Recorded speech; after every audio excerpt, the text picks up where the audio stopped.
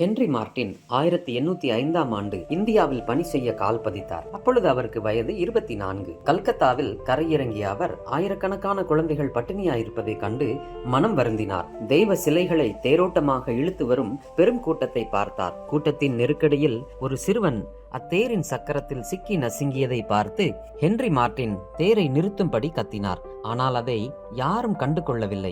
மேலும் சிலர் தானாகவே சக்கரத்தின் அடியில் விழுந்து தங்களை பலியாக்கி கொண்டதையும் பார்த்து அதிர்ந்து போனார். இவர்களது மூட நம்பிக்கையை எப்படி மாற்றுவது என்று அதிக பாரம் கொண்டவர் அங்கு பணியாற்றி வந்த வில்லியம் கேரியை சந்திக்க சென்றார். ஆண்டவரது வார்த்தை மட்டுமே மக்களை மூட பழக்க வழக்கங்களில் இருந்து விடுவிக்க முடியும் என்பதை வில்லியம் கேரியுடன் பேசும்போது புரிந்து கொண்டார். தேவ வார்த்தையை மக்களிடம் கொண்டு சேர்க்க ஹென்றி மார்ட்டின் அரும்பாடுபட்டார். இன்றும் இத்தகைய மூட பழக்கம்தான் தேசத்தின் ஜனங்களை பற்றி பிடித்துள்ளது.